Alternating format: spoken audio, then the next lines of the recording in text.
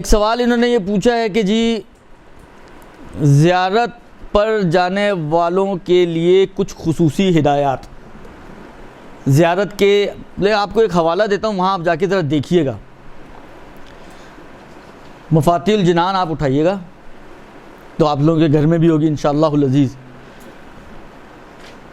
اس میں آداب زیارت کے آداب وہ دیے ہوئے ہیں وہاں پر، وہ تو تفصیل ہے اس کی، وہ اس کی تفصیل ہے کہ مثلا آپ کو جو ہے مثلا حتیٰ بعض جگہ پر بعض فقہی کتابوں میں بھی آداب سفر سے شروع ہوتا ہے آداب زیارت،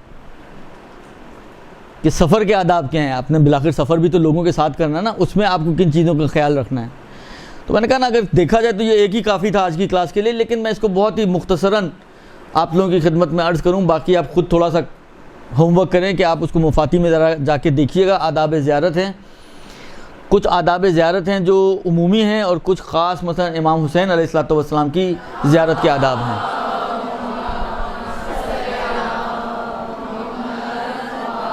جس میں تھوڑا بہت ڈفرنس بھی ہے،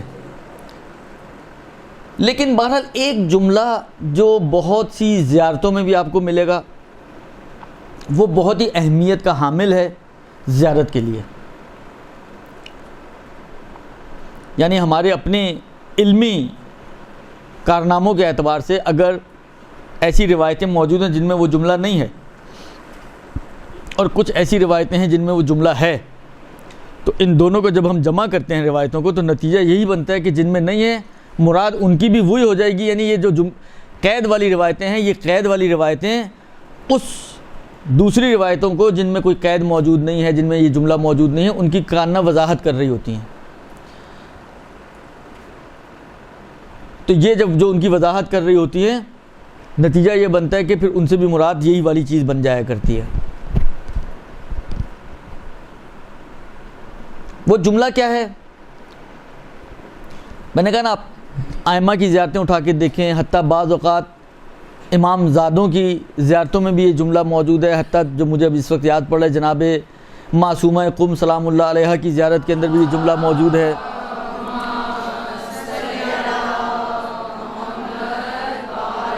یعنی ان کی زیارت کے حوالے سے تو یہ جملہ ہے خاص، یہ قابل اہمیت ہے، اور وہ ہے عارفاً بحقہ، یعنی زیارت ایسی ہونی چاہیے کہ جس کی زیارت کے لیے جا رہے ہیں اس کے حق کو پہچانیں آپ کہ یہ ہستی کون ہے۔ مثلا آپ امیر المومنین کی زیارت کے لیے جا رہی ہیں، آپ اہل بیت علیہ السلام میں سے کسی کی زیارت کے لیے جا رہی ہیں، ائمہ علیہ السلام کی، آپ عارفاً بحقہم، یعنی آپ کو اتنی معرفت ہونی چاہیے، اتنی سمجھ ہونی چاہیے، اتنا آپ کے ذہن میں اعتقاد اور عقیدہ ہونا چاہیے کہ یہ جس ہستی کی میں زیارت کرنے جا رہی ہوں، یہ وہ ہستی ہے کہ جو واجب الاطاعت ہے خدا کی طرف سے، یہ وہ ہستی ہے کہ جو منصب الہی کے اوپر فائز ہے اور خدائی عہدیدار ہیں یہ شخص، یہ وہ ہستی ہے کہ جن کی اطاعت کا طوق ہماری گردن میں موجود ہے، یہ امام برحق ہیں کہ جن کو پروردگار عالم نے منصب امامت عطا کیا ہے۔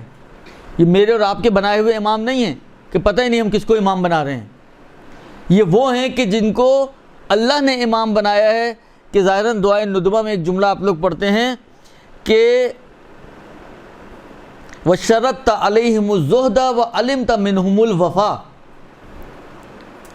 خدا نے اے اہل بیت آپ لوگوں پر زہد کو شرط کیا، یعنی آپ کے لیے پروردگار عالم نے زہد کو بعنوان شرط کہ اگر امام بننا ہے تو مثلا زاہد بننا ہوگا، وَعَلِمْتَ مِنْهُمُ الْوَفَا، اور جانتا تھا خدا کہ آپ اس شرط پر عمل کریں گے، آپ اس شرط کو وفا کریں گے۔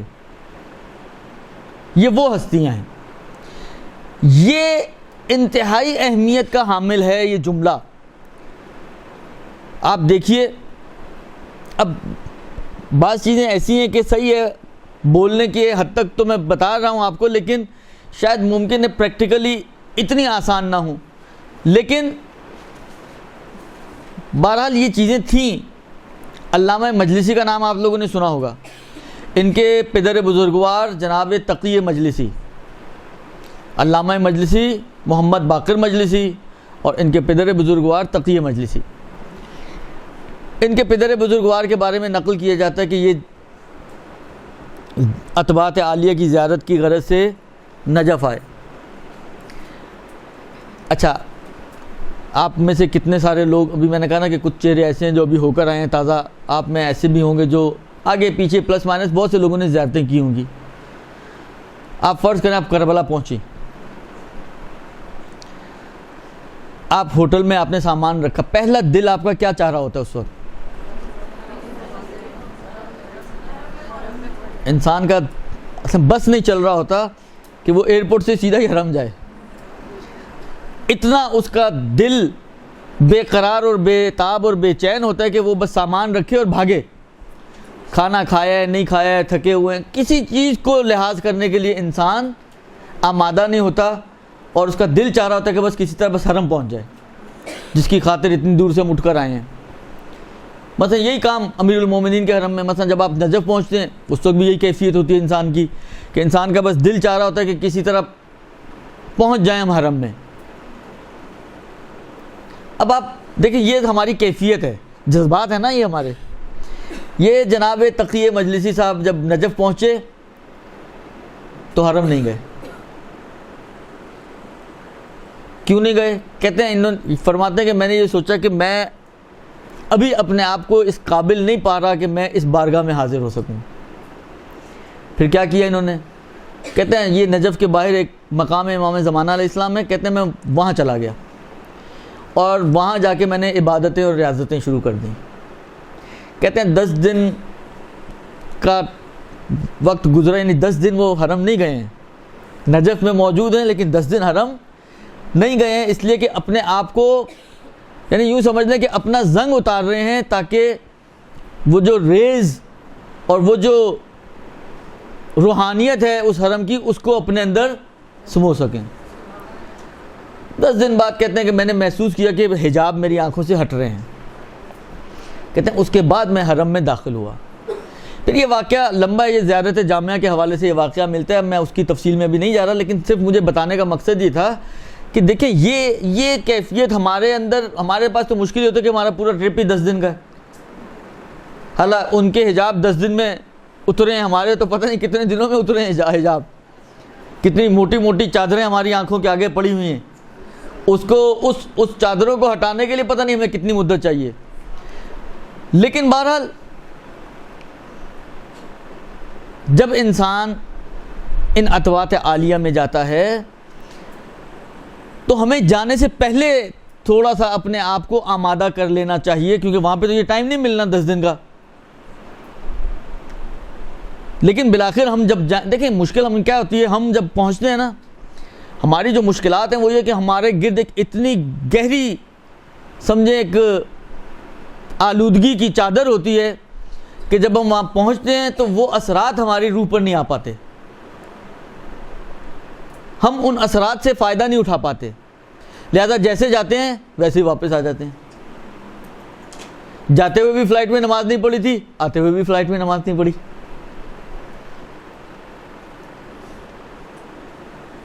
جاتے ہوئے بھی مثلا حجاب کا جو عالم تھا، آتے ہوئے بھی اسی طرح حجاب کا عالم ہے. جاتے ہوئے بھی مثلا جتنے نافرمان تھے ہم اپنے والدین کے، آنے کے بعد بھی اتنے ہی یا شاید اس سے زیادہ ہو گئے ہوں. وہ اثرات ہم لا ہی نہیں پاتے کہ جو اثرات ہماری روح پر. وَإِلَّا آپ سوچیں تو صحیح کہ امیر المومنین جیسی شخصیت پر از روحانیت، یعنی جو شخص جہاں دفن ہو وہ حصہ جنت کا ٹکڑا بن جائے، یعنی زمین پر اتنا اثر انداز ہو جائے وہ شخص، وہاں دفن ہونے والے افراد کے لیے امن کا ذریعہ بن جائے. اب یہ باتیں آ رہی ہیں، میں اس لیے ایک اور مجھے واقعہ ذہن میں آیا، میں آپ کی خدمت میں عرض کروں. آپ لوگ زیارت پہ جاتے ہیں، وہاں پر ایک حالت زیارت کہہ لیں یا جو بھی بہرحال ایک قبر ہے صافی صفا کی، اگر آپ میں سے کوئی گیا ہو وہاں پر، تو یہ جہاں پر امیر المومنین کا مضیف ہے، کھانا دسترخوان ملتا ہے امام کا، اسی لائن میں سیدھا آگے نکل جائے انسان جو چیک پوسٹ آتی ہے اس کو کراس کرے گا تو اس کے سامنے ہی ہے ایک مقبرہ ہے صافی صفا کا. یہ یمن کا رہنے والا ایک شخص تھا. امیر المومنین وہاں تشریف فرما تھے. امیر المومنین دیکھا کہ ایک شخص آ رہا ہے, سواری کے اوپر سوار ہے, اور ایک اس نے تابوت اس کے اوپر باندھا ہوا ہے. قریب پہنچا تو امیر المومنین نے پوچھا کہ یہ کیا ہے اور تم کون ہو اور کہاں سے آئے ہو؟ کہا یہ میرے باپ کا جنازہ ہے اور میں یمن سے آیا ہوں اور میں اس کا بیٹا ہوں. تو کہا کہ کیوں تم یہاں اس کو کیوں لے کر آئے ہو, وہیں کیوں نہیں دفن کیا؟ کہا میرے باپ کی وصیت تھی, میرے باپ کی وصیت تھی کہ مجھے نجف میں دفن کیا جائے. کہا کیوں؟ کہا اس لیے کہ میرا باپ یہ کہتا تھا کہ جو شخص بھی نجف میں دفن ہوگا وہاں ایک ایسے شخص کو دفن کیا جائے گا کہ جس کی شفاعت سے ایک بڑی تعداد لوگ جنت میں داخل ہوں گے. تو اس وجہ سے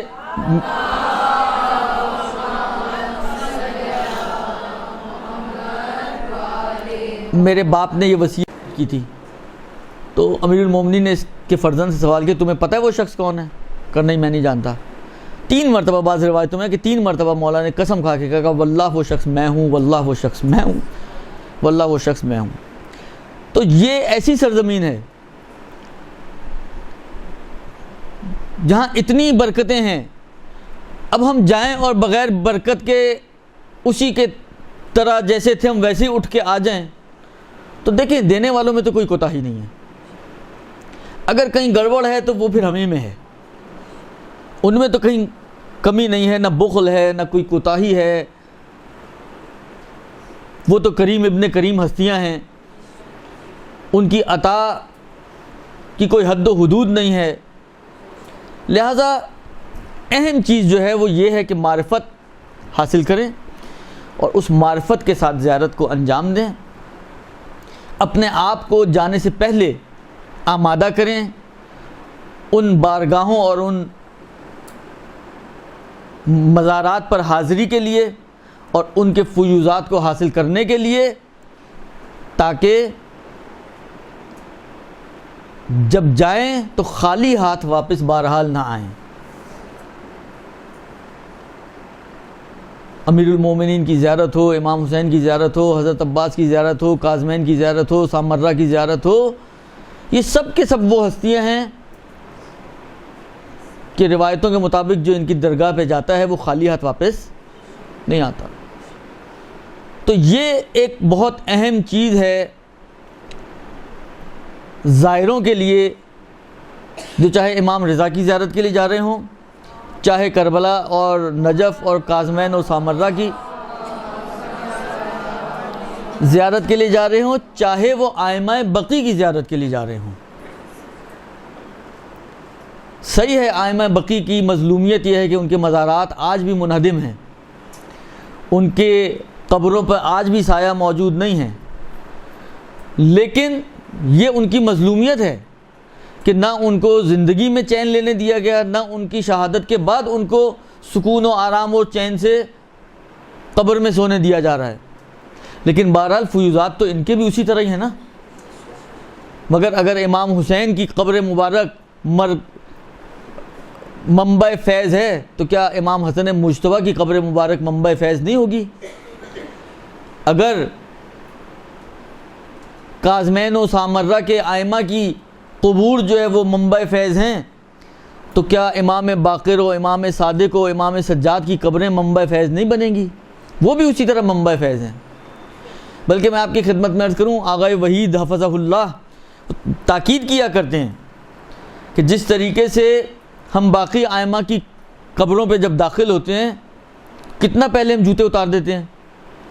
وہ ان کی تاکید ہے کہ آپ کوشش کریں کہ جب آپ بقی میں داخل ہوں تو جوتے اتار کے داخل ہوں, یہ بھی تو ائمہ کا حرم ہے.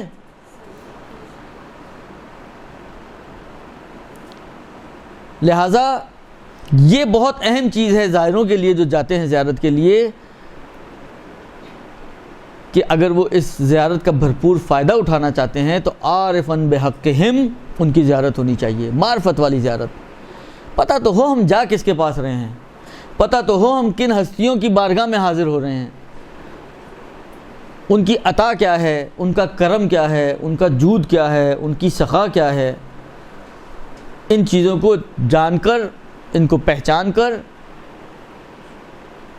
دیکھیں یہ بہت ہی فطری سی چیز ہے نا. مثلا فرض کریں ایک شخص کے بارے میں آپ بہت پریشان حال ہیں، اللہ سمجھانے کے لیے ایک مثال دے رہا ہوں، آپ سے ہونا ضروری نہیں کہ آپ ہی لوگوں، مطلب کوئی شخص ایکس وائی زی بہت پریشان ہے، مثلا بہت پریشان ہے، بہت ہی ٹینشن میں ہے، بہت ہی ڈپریشن میں ہے. مثلا فرض کریں اس کے بچوں کی اس کے پاس فیس نہیں ہے اور پریشان ہے کہ اگر فیس جمع نہیں کی تو میرے بچوں کو نکال دیا جائے گا.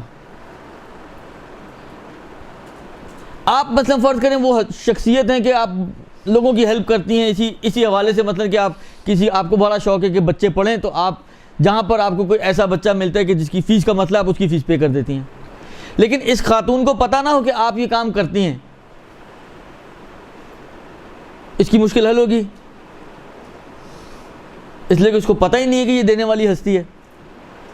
لیکن اگر اس کو پتہ ہو کہ یہ جو خاتون میرے ساتھ بیٹھی ہوئی ہے، سامنے کھڑی ہوئی ہے، یا مطلب فرض کریں میرے اڑوس پڑوس میں رہتی ہے، اس کا ہاتھ بہت کھلا ہے، وہ کسی کو رد نہیں کرتی، اب آپ بتائیں اس کی مشکل حل ہوگی یا نہیں ہوگی؟ اس کا اطمینان کا کیا عالم ہوگا کہ یار چلو نہیں ہو رہا میں اس کے پاس جاؤں گی. تو پتہ ہو کہ ہم کس کے پاس جا رہے ہیں، وہ کیسے عطا کرنے والے ہیں، یہ اور بات ہے. اور آپ آنکھیں بند کر کے بلائنڈلی چلی جائیں، صحیح آپ نے اپنی ایک روٹین میں، وہ جو کہتے ہیں نا لقلقۂ زبانی، آپ نے ایک روٹین میں لمبی سی لسٹ، جو روز یہاں پہ آپ نماز میں دعا کرتے ہیں آپ نے وہاں پہ بھی جا کے دعا مانگ لی، لیکن نہ آپ نے صاحب قبر کو پہچانا، نہ اس کی معرفت حاصل کی، نہ اس کے کرم کو پہچانا، نہ اس کی بخشش کو پہچانا، نہ اس کے جود و سخا کو پہچانا. تو بہرحال یہ ایک ایسی چیز ہے کہ فطرتاً وہ بات بنتی ہی نہیں ہے جب جو بات اس صورت میں بنتی ہے کہ جب انسان جانتے پہچانتے ہوئے کسی کے سامنے اپنی حاجت کو پیش کرتا ہے. میں نے کہا نا یہ ایک جو نقطہ میں آپ کی خدمت میں عرض کر رہا ہوں یہ کی نقطہ ہے. باقی اور بہت ساری چیزیں ہیں کہ جو ان زائروں کی خدمت میں کہی جا سکتی ہیں، یا بعض اوقات گروپ ساتھ ہوتے ہیں تو ہم بولتے بھی ہیں کہ انسان جب وہاں جا رہا ہے تو وہاں جا کر بالآخر کوشش کرے کہ اپنے آپ کو چینج کرے، اپنی روح کو چینج کرے، اپنی فطرت کو چینج کرے، اپنے جو خطائیں ہیں، جو غلطیاں ہیں. دیکھیں ہم لوگ بعض اوقات ایک بڑی تعداد ہم میں سے وہ ہوتی ہے کہ جب ہم کسی بھی حرم میں ہوتے ہیں اور جو ہم دعائیں مانگ رہے ہوتے ہیں اس میں کیا ہوتا ہے، آپ خود اپنے آپ سے سوال کریں کہ ہم جو مانگ رہے ہوتے ہیں وہ کیا مانگ رہے ہوتے ہیں. کسی کی بچی کی شادی کا مسئلہ ہے تو وہ اس کے اوپر بیٹھا ہوا ہوگا، وظیفے بھی پڑھ رہا ہوگا، وہاں پر تبرہ بھی کر رہا ہوگا، وہاں پر جو جس نے بتایا وہ حرم میں بیٹھا پڑھ رہا ہے یا پڑھ رہی ہے وہ خاتون تاکہ اس کی بچی کی شادی ہو جائے. کسی کی اولاد نہیں ہے تو وہ اولاد کے پیچھے لگے ہوئے ہیں. کسی کے کاروبار کا مسئلہ ہے تو یعنی ہم جس کو کہنا بہت بڑا ہم و غم جو ہوتا ہے اہل بیت کی بارگاہ میں حاجتیں طلب کرنے کا، وہ ہماری دنیا ہے. اس لیے کہ ہم دنیا سے نکلیں تو آخرت کی سوچیں گے نا. ہم میں سے کتنے ایسے لوگ ہیں جب ائمہ کی بارگاہ میں جاتے ہیں تو ان سے یہ دعا کرتے ہیں کہ مولا اپنی مزید معرفت کو ہمارے دل میں بڑھا دے. کتنے لوگ ہیں کہ جو خدا سے یا ائمہ سے یہ دعا مانگتے ہیں کہ جو ہمارا یقین آپ کی ذات پر ہے اس یقین کو مزید بڑھا دے.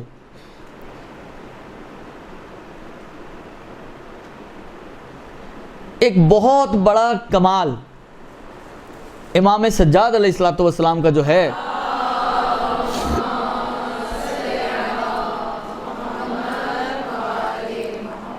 وہ یہ ہے کہ امام سجاد علیہ السلام نے بالخصوص، باقی ائمہ کی جو دعائیں ہیں ان میں بھی ہے لیکن انہوں نے تو کام ہی دعاؤں کے ذریعے کیا نا، اس لیے میں امام سجاد کا ریفرنس دے رہا ہوں کہ امام سجاد علیہ السلام نے بالخصوص ہمیں بتایا اور سکھایا کہ دعا مانگتے کیسے ہیں. یقین مانے اگر ائمہ کی، میں یہ اکثر یہ جملہ کہتا ہوں عرفہ کے حوالے سے، آپ دیکھیں عرفہ میں حاجی جاتے ہیں، اگر آپ میں سے کوئی جا رہا ہو آپ غور کیجئے گا، عرفہ میں حاجی ہوتے ہیں تو ہر طرح کا حاجی ہے نا، شیعہ بھی ہے اور اہل سنت سے بھی ہیں.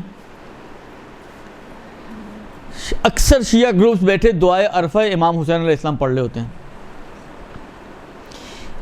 اور بالآخر دیکھیں جو اہل سنت حضرات وہاں پر موجود ہوتے ہیں تو ایسا نہیں کہ وہ وہاں پہ بیٹھے لوڈو کھیل رہے ہوتے ہیں، وہ بھی دعائیں مانگ رہے ہوتے ہیں. یعنی وہ دن ہی دعاؤں کا دن ہے. یعنی آپ سوچیں اس دن کا روزہ مستحب ہے، لیکن اگر یہ آپ کی دعاؤں میں رکاوٹ بن رہا ہے تو پھر اس کو ریکمینڈڈ ہے کہ پھر روزہ نہ رکھو. دعا کی اہمیت اتنی زیادہ ہے کہ روزہ چھوڑ دو لیکن دعا میں کمی نہیں آنی چاہیے. یہ ایسا دن ہے. تو ایسا نہیں ہے کہ دوسرے لوگ جو ہیں وہ وہاں پہ بیٹھے کوئی لوڈو کھیل رہا ہو تو کوئی اونو کھیل رہا ہو تو کوئی اور گیم کھیل رہا ہو. نہیں، وہ لوگ بھی دعائیں مانگ رہے ہوتے ہیں، لیکن آپ ان کے پاس تو وہ ذخیرہ ہے ہی نہیں نا جو ہمارے پاس موجود ہے.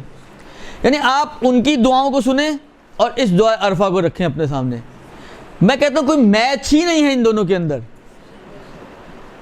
وہ کس انداز سے مانگ رہے ہوتے ہیں اور امام حسین نے ہمیں کیا انداز سکھایا ہے. ان دونوں چیزوں میں کوئی میچنگ ہی نہیں ہے. یعنی یہ میں مبالغہ نہیں کر رہا ہوں، میں بالکل حقیقت بات آپ کو بتا رہا ہوں. آپ صرف دعائے عرفہ کے جملے دیکھیں امام حسین نے کہاں کہاں اور کس کس چیز کی طرف نگاہ کی ہے. آپ ترجمہ پڑھیے گا یا عربی اگر سمجھ میں آتی ہو عربی پڑھیے گا اور پھر آپ سوچیں تو صحیح کہ امام نے چھوڑی کیا چیز ہے.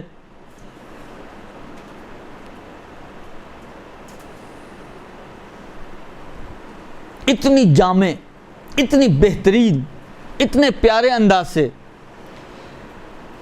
دعا میں جو سب سے پیاری چیز ہوتی ہے، جو سب سے قیمتی چیز ہوتی ہے نا، وہ یہ ہوتی ہے کہ انسان اپنے آپ کو پست سے پستر شو کرے اور خدا کو بلند سے بلندتر شو کرے. آپ دعائے عرفہ کو دیکھ لیں، اپنی کس پستی کا اظہار کیا ہے امام حسین نے اور خدا کی کس بلندی کا اظہار کیا ہے. یعنی جو تھیم ہے دعا کی کہ اپنے آپ کو جتنا نیچے لے جا سکتے ہو لے جاؤ اور خدا کو جتنا بلند کر سکتے ہو کر دو، وہ اس دعا میں آپ کو نظر آئے گی. یعنی اپنی کمال تھیم کے ساتھ یہ دعا پڑھی گئی ہے. اور صرف یہی دعا نہیں، آپ امام سجاد کی مکارم الاخلاق اٹھا کے دیکھیں، ابو حمزہ شمالی اٹھا کے دیکھیں آپ. یعنی یہ وہ چیزیں ہیں کہ جن کی طرف کبھی ہمارے، یعنی اگر یہ واقعی یہ دعائیں جنہوں نے نہ پڑھی تو ابھی بھی ان کے ذہن بھی نہیں جائیں گے کہ ہمیں اس چیز کو بھی مانگنا چاہیے، ہمیں یہ چیز بھی مانگنی چاہیے، ہمیں یہ طلب بھی کرنی چاہیے. لیکن یہ ائمہ ہیں جنہوں نے ہمیں ڈھنگ سکھایا اور طریقہ بتایا کہ صرف اپنی دنیا کے پیچھے نہ پڑے رہو. ایمان بھی تم نے خدا ہی سے مانگنا ہے، سلامتی ایمان بھی تم نے خدا سے مانگنی ہے، یقین بھی تم نے خدا سے مانگنا ہے، ثبات قدم بھی تم نے خدا سے مانگنی ہے، اپنی آخرت کے مراحل کی آسانی بھی تم نے خدا سے مانگنی ہے، اور باقی چیزیں جو ان دعاؤں میں موجود ہیں. لہذا جب ہم ان عتبات عالیہ کی زیارت کے لیے جائیں تو فوکس صرف دنیا پہ نہ ہو، اپنی آخرت، اپنی عاقبت، اپنا ایمان، ایمان کی سلامتی. ہم خدا سے زندگی بھر ایمان مانگتے رہے، خدا نے ایمان دے دیا، سلامتی نہیں مانگی تو کیا ہوگا؟ ممکن ہے یہ آخر وقت میں ایمان ہمارے ہاتھ سے نکل جائے. وہ تو مانگی نہیں تھے نا ہم نے خدا سے، جو مانگا تھا وہ مل گیا. یہ بھی نہیں ہم کہہ سکتے کہ ہماری دعا پوری نہیں ہوئی. لیکن جو نہیں مانگا تھا، فرض کریں تقدیر یہی ہو کہ مانگے بغیر نہیں ملے گا آپ کو سلامتی ایمان، نہیں مانگی تو نتیجہ یہ نکل سکتا ہے. ہوتا ہے آپ کے سامنے، ہوتا نہیں مگر شیعہ سنی نہیں بنتے کیا؟ کم مقدار میں ہیں لیکن بنتے تو ہیں. لہذا کوشش کریں کہ اپنی دنیا کے علاوہ آخرت کو فوکس کریں، زیادہ فوکس کریں. دنیا ایک گزر جانے والی چیز ہے، آخرت ابدی اور دائمی ہے. لہذا اس کے اوپر زیادہ انسان اپنے فوکس کرے. اس کے علاوہ میں نے عرض کیا نا کہ باقی آپ زیارت کے جو آداب ہیں ان کو آپ پڑھیں. یعنی یہ ایسی کتاب ہے کہ جو ہر گھر میں موجود ہے، مگر افسوس کی بات اور دکھ کی بات یہ ہوتی ہے کہ کتنے زائر ایسے ہیں جو جانے سے پہلے ایک مرتبہ اسے ان آداب زیارت کا مطالعہ کرتے ہیں اور پڑھتے ہیں اس چیپٹر کو 2 4 5 صفحے جتنے بھی لکھے ہوئے ہیں مفاتی میں. کتنے لوگ پڑھتے ہیں اور پھر آنے کے بعد شکایت کریں مولانا نے تو کچھ بتایا ہی نہیں. ارے بھائی مولانا نے نہیں بتایا تو نہ بتائیں. اللہ نے آپ کو آنکھیں دی ہیں, اللہ نے آپ کو کتاب دی ہے, آپ خود پڑھ لیں. ہم لوگ صرف منتظر رہتے ہیں کہ جو مولانا بتا دیں بس وہی کرنا ہے, جو نہیں بتایا بس نہیں بتایا تو پھر ہم نے بھی کچھ نہیں کیا. تو یہ کوئی پازیٹیو تھنکنگ نہیں ہے. صحیح ہے مولانا حضرات ساتھ ہوتے ہیں, دیکھیں مولانا بھی کوئی معصوم تو نہیں ہے نا, کچھ چیزیں اسکپ ہو سکتی ہیں اس سے, یا اس کی نظر میں جو چیزیں اہم ہوتی ہیں بعض اوقات وہ ان پہ فوکس کر رہا ہوتا ہے, تو بعض چیزیں جو اس کی نظر میں اہم نہیں ہیں لیکن ممکن ہے آپ کی نظر میں اہم ہو وہ اسکپ ہو جاتی ہیں.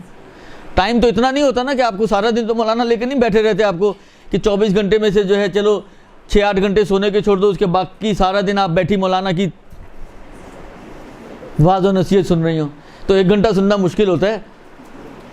مولانا حضرات کو چہرے سے دے کے آپ کہیں جی 6 گھنٹے آپ سنیں, تو یہ نہیں ہوتا ہے.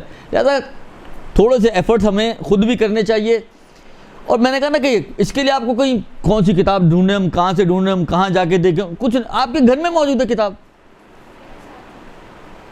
میں نہیں سمجھتا جتنے افراد یہاں پہ موجود ہیں کسی کے گھر میں مفاتی نہ ہو. اب تو گھروں کے علاوہ آپ کے موبائلوں میں بھی ہوگی, نہیں ہے تو ڈال لیں, تو آپ کے موبائل میں بھی موجود ہے سب کچھ. تو کہنے کا مقصد یہ ہے کہ زیارت کو اس کے ادب و آداب کے ساتھ, پھر ایک بات میرے ذہن میں آ رہی ہے میں آپ کے ساتھ وہ بھی شیئر کر لوں, کیونکہ دیکھیں ان ادب و آداب کی اہمیت ہوتی ہے, ان ادب و آداب کی اہمیت ہوتی ہے. آپ کہیں جی مثلا فرض کریں غسل زیارت خوب واجب تو نہیں ہے, نہیں ہے ٹھیک ہے واجب نہیں ہے, حالا واجب نہیں تو نہ کریں تو نہ کریں, مرضی آپ کی. لیکن بالآخر ایک ایسی زیارت جو بغیر غسل کے کی گئی ہے اور ایک ایسی زیارت جو غسل کے ساتھ کی گئی, کچھ تو فرق ہوگا نا جو آئمہ نے اس کی تاکید کی ہے. یعنی بغیر اثر کے تو نہیں بولا ہوگا, ایک چیز کا کوئی اثر ہی نہیں ہے, اس کی کوئی اہمیت ہی نہیں ہے, اس کے کوئی آپ کی زیارت کو بہتر بنانے کے لیے کوئی اس کا تعلق ہی نہیں ہے, تو کیوں بولیں گے آئمہ؟ جب اس کا کوئی تعلق ہی نہیں ہے تو کیوں بولیں گے آئمہ؟ حالا مثلا من باب مثال آپ زیارت میں کالی چادر پہن کے جائیں یا سفید پہن کے جائیں, حالا فرض کریں کہ اس کا کوئی تعلق ہی نہیں ہے, تو امام بولیں گے بھی نہیں کہ بھائی کالی چادر پہن کے جاؤ. کیوں نہیں بولیں گے؟ اس لیے کہ کالی پہنو یا سفید پہنو دونوں صورتوں میں ایک ہی ثواب, ایک ہی اجر, ایک ہی چیز ہے, تو کیا فرق پڑنا ہے. لیکن اگر فرض کریں سفید چادر جیسا احرام میں, افضل یہ ہے کہ سفید کپڑے میں احرام پہنا جائے, اس کا مطلب ہے اس کے کچھ تو ہوگا, وَإِلَّا بیان کرنے کی ضرورت ہی نہیں تھی. تو یہ جو آداب بیان کیے جاتے ہیں, مجھے واقعہ یاد آ رہا ہے, پورا بہت زیادہ جزیات کے ساتھ ہی میں مفہوم اور خلاصہ صرف عرض کر رہا ہوں اس واقعے کا, کہ یہ خاک شفا کے حوالے سے یہ واقعہ ہے. امام کے ایک بہت ہی جلیل القدر صحابی تھے, ظاہراً جب مجھے نام یاد آ رہا ہے جابر جوفی کا یہ واقعہ جو میرے ذہن میں ہے, جو 5ویں امام کے صحابیوں میں سے تھے. ایک دن بیمار تھے, 5ویں امام نے اپنا کوئی قاصد بھیجا اور اس کو کہا کہ مثلا جابر کو بلا کے لاؤ. وہ دروازے پہ پہنچا جابر کے, شاید اب جو میں نے کہا نا میرے کو بہت پوری جزیات ذہن میں نہیں ہے, بہت پہلے میں نے یہ واقعہ کہیں سنا تھا یا دیکھا تھا, ظاہراً کامل الزیارات میں ہے یہ جو مجھے یاد پڑ رہا ہے. تو لیکن اب یہ کہ امام نے اسی وقت ساتھ ہی اس کو, کیونکہ امام کو تو معلوم تھا وہ بیمار ہے, تو ساتھ ہی خاک شفا بھیجی تھی, یا کچھ بعد میں دوبارہ یہ واپس آیا اور واپس لے کے گئے, اب یہ میرے ذہن میں اس وقت جزیات نہیں ہے.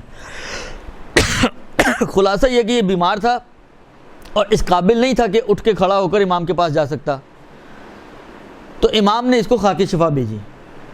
اس نے خاک شفا پی, ادھر خاک شفا اس کے اندر گئی, ادھر یہ اٹھا کھڑا ہوا اور امام کی خدمت میں پہنچ گیا.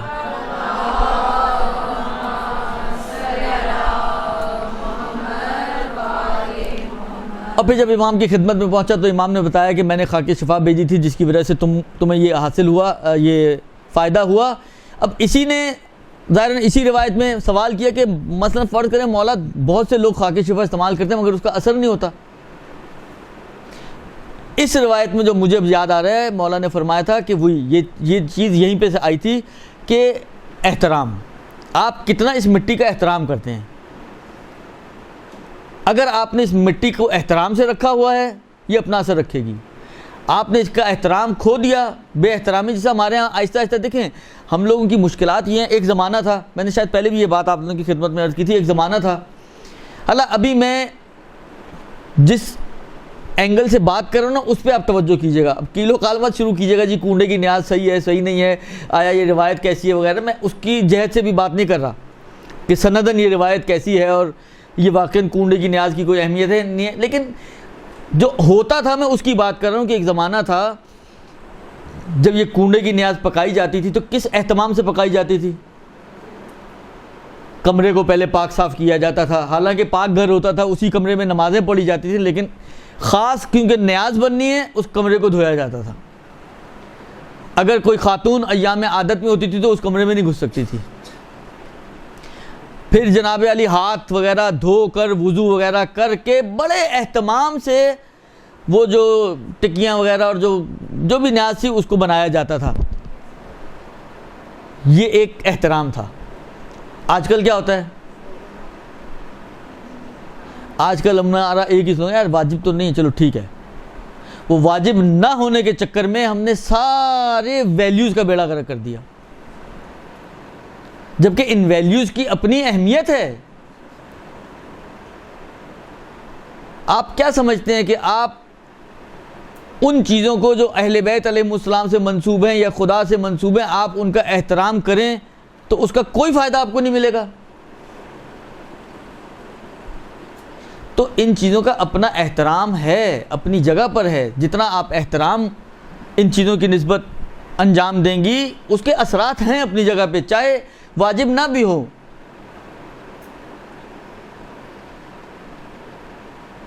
اسی طریقے سے زیارت کا بھی مسئلہ ہے کہ زیارت کے جو ادب و آداب بیان ہوئے ہیں، آپ رعایت کرتے ہوئے ان آداب کی زیارت کریں، اس کی ایک اپنی اہمیت ہے، اس کی ایک اپنی ارزش ہے، اس کے ایک اپنے اثرات ہیں۔